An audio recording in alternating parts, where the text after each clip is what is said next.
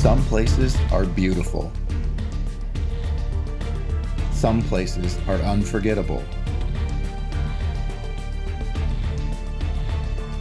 And then there's the Atacama Desert.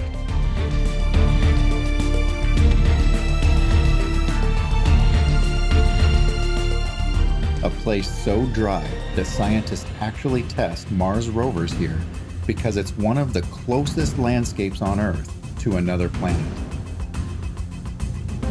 A place where giant volcanoes rise out of endless deserts, where thousands of flamingos somehow thrive, where boiling geysers erupt into freezing air, and where life somehow refuses to give up.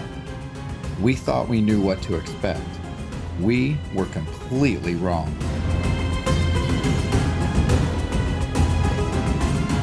Today, we are exploring one of the most incredible places we've ever visited, Chile's Atacama Desert. When most people picture a desert, they imagine endless sand dunes, heat, and absolutely nothing else. But the Atacama completely rewrites everything you think you know about deserts. Over the next few days, we'll discover emerald lagoons surrounded by volcanoes, walk amongst thousands of flamingos, stand inside of one of the world's highest geyser fields, visit colorful mountains that almost don't look real, and explore a tiny desert town that feels frozen in time.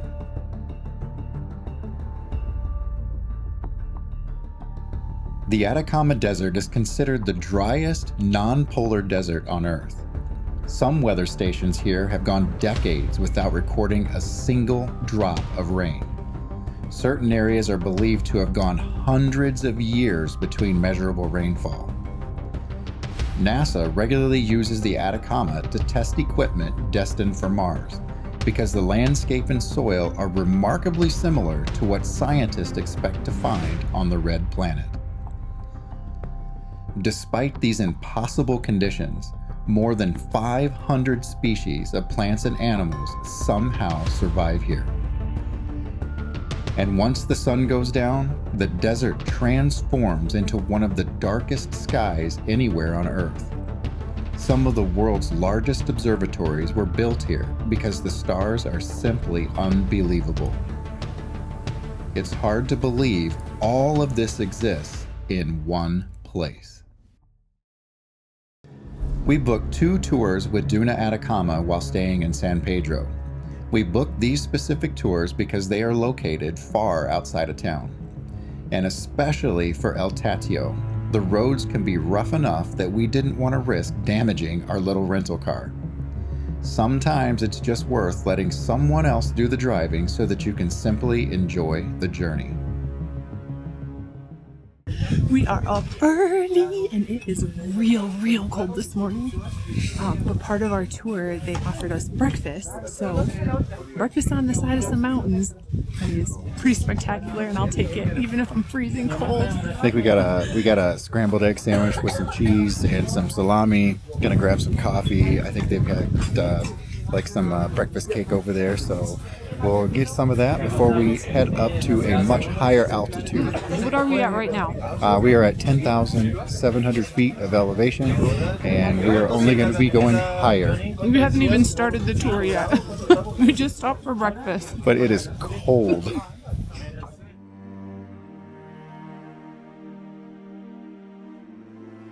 Our first stop, Piedras Rojas. Even before we took in the incredible scenery, we were greeted by one of the cutest animals we had ever seen, a southern viscacha. It looked like a cross between a rabbit and a chinchilla, quietly soaking up the first rays of sunlight, because these little animals are mostly nocturnal. They spend the early morning warming themselves before disappearing back into their rocky burrows for the day. And then we looked up. Red volcanic rocks, deep turquoise water, towering snow-dusted volcanoes. The landscape didn't feel real.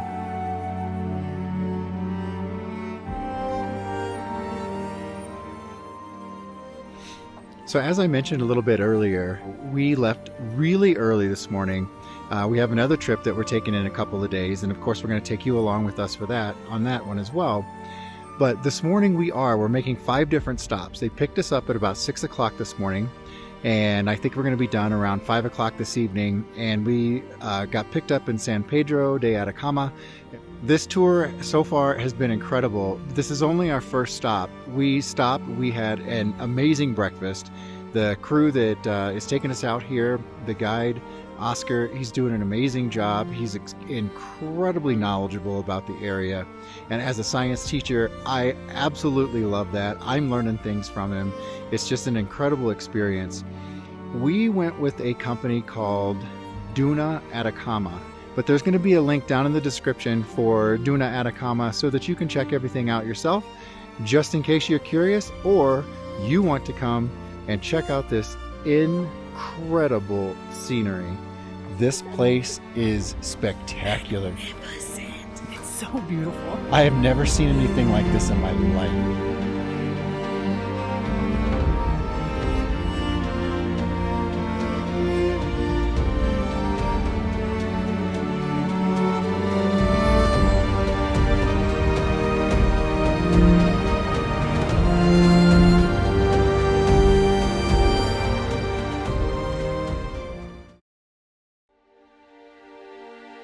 Next came Laguna Miscanti and Laguna Miñiques. These brilliant blue lagoons sit more than 13,000 feet above sea level, surrounded by towering volcanoes that have shaped this landscape for millions of years. The contrast between the dark volcanic rock, the bright blue water, and the golden grasses is something no camera can truly capture.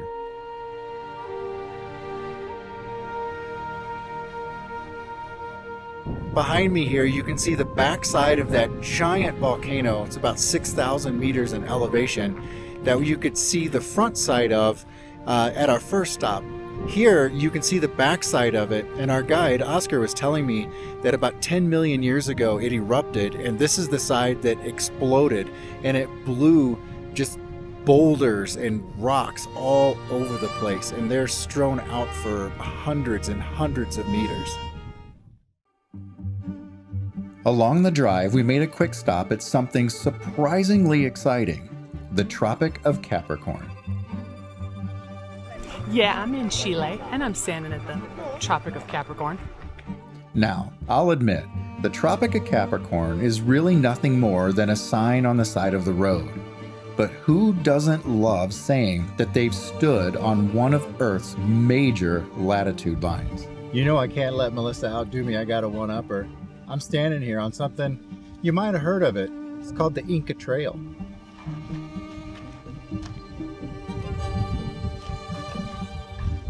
It looks dry.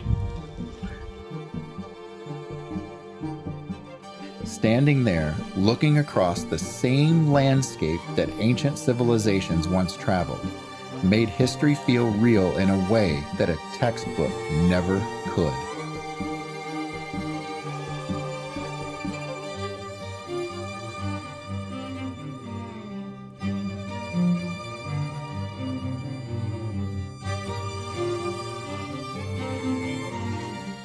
Part of our tour, they included breakfast and lunch. And the lunch we got is this pre-made jar full of pasta salad that you just kind of shake it up and get all the dressing to go all over the place. But very, very easy. Just unscrew the lid, pop your little fork in, and it's lunch on the go here in the mountains.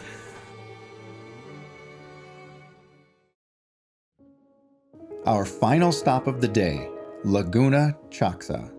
This incredible salt lagoon is one of the best places in Chile to see flamingos. And the best part?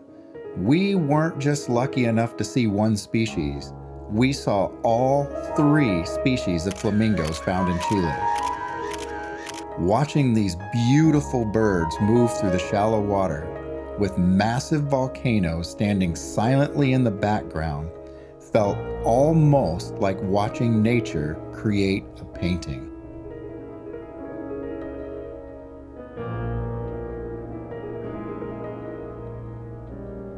and I'm whispering because I'm supposed to be quiet so we don't scare the flamingos.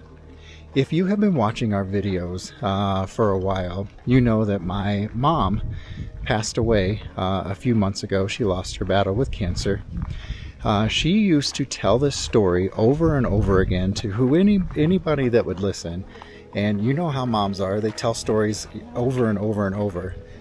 This was about me whenever I was a little kid. Apparently, I love to go to the zoo, and one of my favorite animals to see was flamingos. Well, I was too small. I couldn't pronounce it correctly, so I would always say, "Look, mommy, flingos, flingos, mommy, flingos." So, with my mom passing here recently, getting to come here and see wild flamingos for the first time in my life is really, really special to me. Of course, I'm thinking about my mom as I walk through here and I see these flamingos. If you have lost somebody and you have something that means something to you, just something special, it can be something really small that reminds you of them, leave it down in the comments.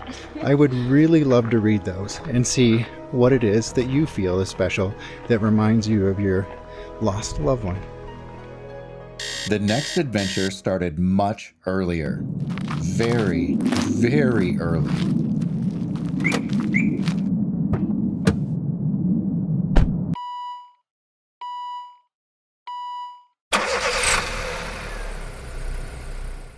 Good morning. My goodness, it is early. It's 4:30 in the morning. We're standing out here waiting for our tour van to come pick us up. We are headed to the geyser fields this morning, and it is over 14,000 feet, I think. This is going to be our highest elevation here while we've been here in the desert. So excited this morning to go see this one. Apparently, it's the best viewing at about sunrise, with the earth warming back up from the sun and the cold ground. So this one was an early tour that we had to book, but we're really excited about today. We had a fabulous day the other day when we went to the Red Rocks and saw the flamingos. So I'm really looking forward to this tour this morning. Outside, the desert was completely dark. Our destination, the famous El Tatio Geysers. As the sun slowly began rising, steam poured from the frozen earth. At over 14,000 feet above sea level, El Tatio is one of the highest geyser fields on the planet. More than 80 active geysers send columns of steam into the freezing morning air.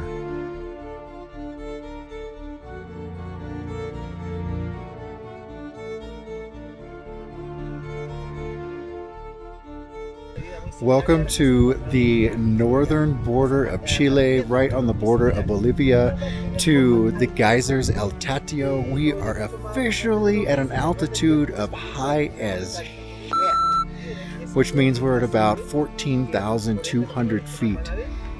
The sun is starting to come up. The steam rising up out of the ground mixed with the sunrise, and it's kind of freezing in places. It is spectacular. It is so beautiful. Definitely worth getting up really early to come and see this. It is stunning out here. It's so cool just learning the history and just the geology of the formation of all this stuff. It's really, really amazing. We have a great guide. It is very, very cold. Poor Melissa, her toes were hurting so bad she had to go back and sit in the van. So I told her I'll brave it out. So all of you guys watching this video, my fingers are numb, my toes are numb, I'm having a hard time talking, my lips are numb. I'm doing this not just for me, but so I can bring you along with me. I wasn't quite ready to leave. Standing there, surrounded by steaming geysers, watching the sunrise over the Andes, was one of those travel moments that I will never forget.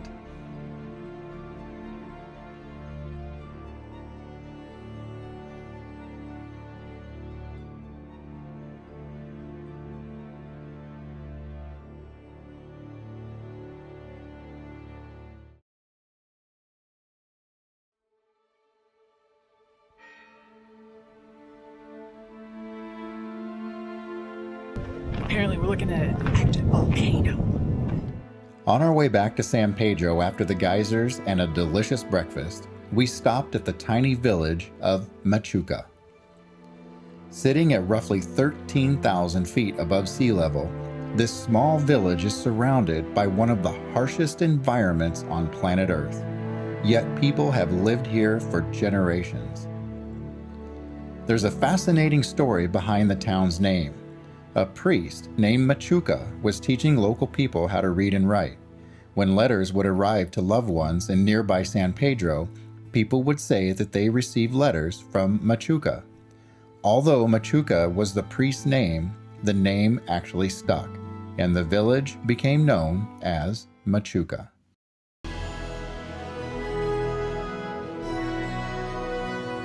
Since we had a rental car, we decided to spend another day out exploring on our own.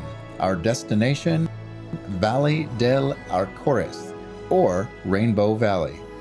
The drive there turned out to be just as memorable as the destination. We spotted guanacos wandering freely across the desert, completely unfazed by the harsh conditions. We also saw burros left behind by the Spanish in the 1500s, just rolling in sand and completely unfazed by their surroundings. Oh, you're so polite posing for the camera, thank you. It was fascinating making these unexpected roadside stops to admire the wildlife that has learned how to survive in this incredible environment. When we finally arrived, the landscape looked almost painted. Millions of years of volcanic activity, minerals, and erosion created reds, greens, whites, purples, and oranges, all layered together across the hillsides. It honestly feels like nature decided to become an artist. This is so amazing being in here. Wow. So incredible that nature has just carved this out, and now you're left with this little tunnel through these incredible rock walls. It's so spectacular here. We are so amazed. And everything is so beautiful. I'm a little winded. We're at elevation. We're up high. So like Melissa was saying, this is an incredibly beautiful place. Don't be this guy that decides to scratch their initials and Larry loves Sally or whatever it is that you think that you need to tell the world. Find another way to do that. Don't do that in these beautiful, beautiful places. Here's what I'm talking about.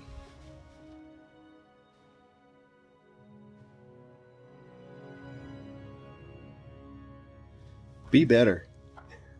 Save it for the next person. We really appreciate it.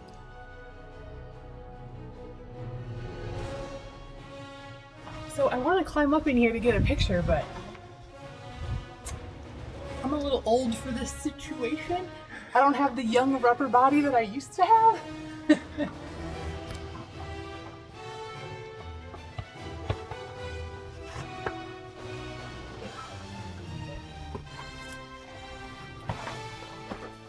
Yahoo! I did it!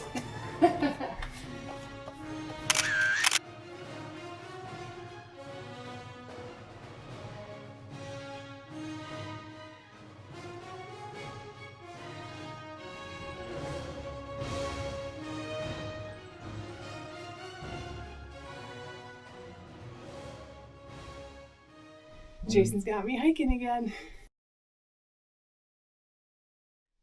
He did get me to hike through these rocks, but I don't think there's really a defined path, so I think I'm going to call it here, where I'm nice and safe and I can use all my faculties still.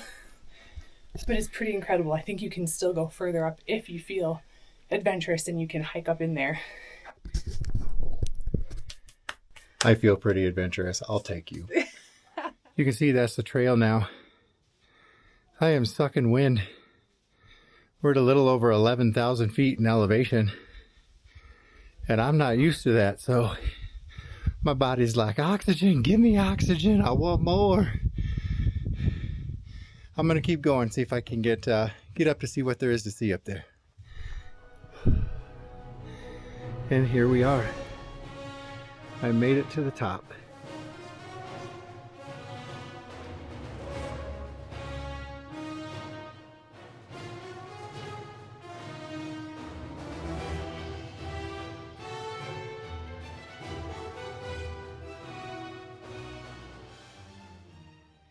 So Jason took you all the way to the top with him. I've been waiting down here for him to come back because it was too dangerous for me. So here he comes.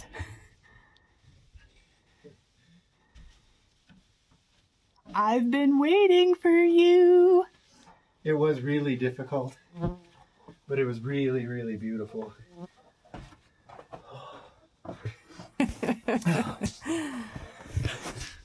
He's safe. We're reunited. I made it down. I'll be honest, man. My palms are a little raw from these rocks, having to hold myself going up and down. My palms are a little sore from trying not to slip. What? You're a rock warrior, buddy. You did it. You know what? You don't get to see the videos that I took. No, I want to see. I'll include it in the video so that you all can see it. Oh, I'll have to wait.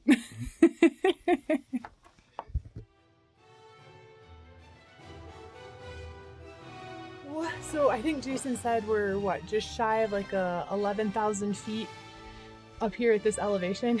We are both feeling it, man. And we are no spring chicken. But my goodness, it is worth it. This is so incredible.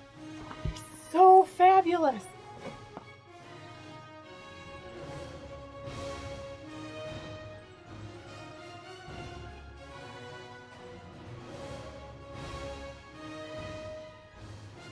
As we're driving through this park, between these in the canyon, I keep telling Jason, I am just so blown away with how amazing and how incredible this landscape is and how breathtaking it is. It's the earth. The earth is just being beautiful and I just get to witness it. And I know I sound a little dramatic right now, but it's so amazing being here and seeing this with my own eyes, things that I've seen online and other people's pictures that, have been photoshopped and doctored up to look amazing. To sit here and look at it with my own eyes. Those pictures were not photoshopped or doctored. They're incredible. It's incredible live with my own eyeballs looking at it, and it's spectacular. I feel very fortunate and privileged to be able to look at this here myself. Wow.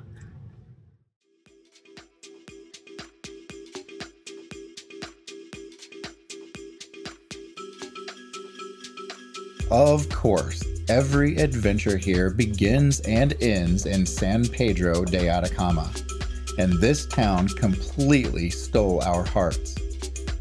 Walking through its dusty streets, past adobe buildings, tiny cafes, boutique shops, restaurants, and lively little bars, felt like stepping into an old Western movie. Yet somehow it also buzzes with energy. Travelers from every corner of the world gather here, all chasing their own desert adventure. San Pedro de Atacama is such a unique little town to walk through. It's so cool. It kind of has like a little village feel to it. It is a little town. There is pretty much anything that you can think of that you would want is here. Restaurants, bars, souvenir shops, tour agencies, high-end stuff, low-end stuff. It's all here. It kind of caters to everybody. But there's also kind of like a very mountain town backpacker kind of feel here. A lot of adventurers come here and rent gear or go out on tours and stop here on their way through to wherever their next destination is. So it's a really cool environment with a ton of world tourism that just comes right here to this very little specific place in the mountains. And with these sand and dirt roads and all these adobe buildings, it's definitely given me old-timey Western movie vibes. It is such a cool little place to wander around. And one of our all-time favorite locals here that we love running into are the dogs. They are everywhere in town. They kind of run this joint, but in a very friendly, sweet way. Hi, buddy. Hi, Pop.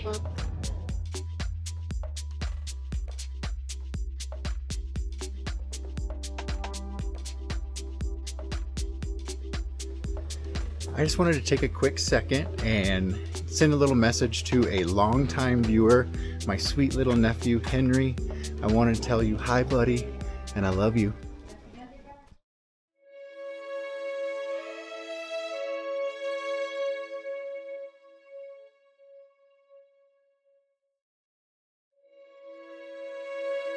People often say that travel changes you. Sometimes it's because of the places, sometimes it's because of the people, and sometimes it's because you discover that the world is far more incredible than you ever imagined. The Atacama Desert isn't just another destination you check off of a bucket list. It's a place that constantly reminds you how resilient life can actually be.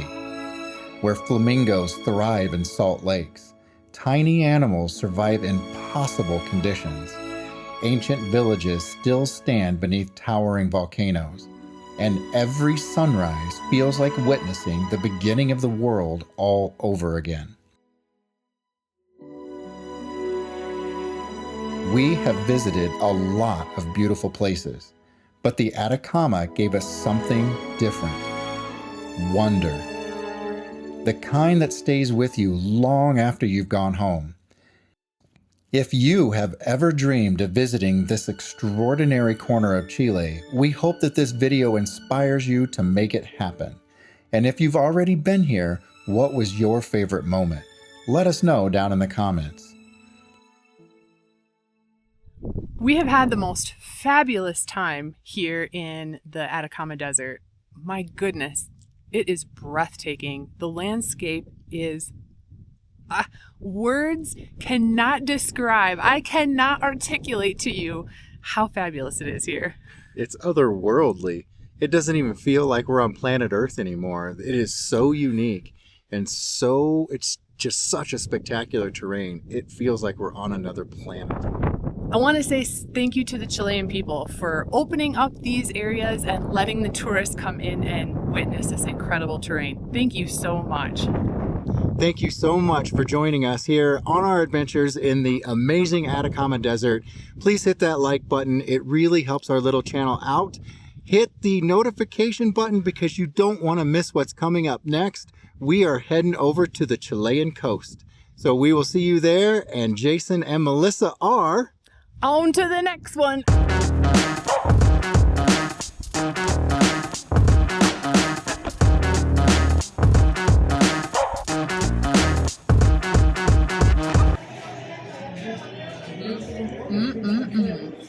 It's a little shiny rock. I was like, wait, is that a key? Is that a coin? Did I find a diamond? What did I find?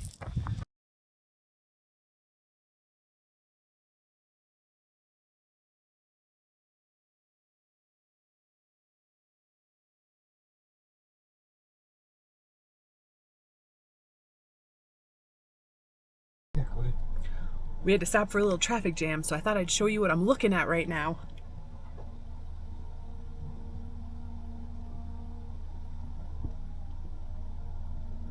So, fingers crossed, I'm pretty excited. But every single stop is absolutely breathtaking. Let them tell us what they had. Man, I'm breathing hard. You're rambling. I know.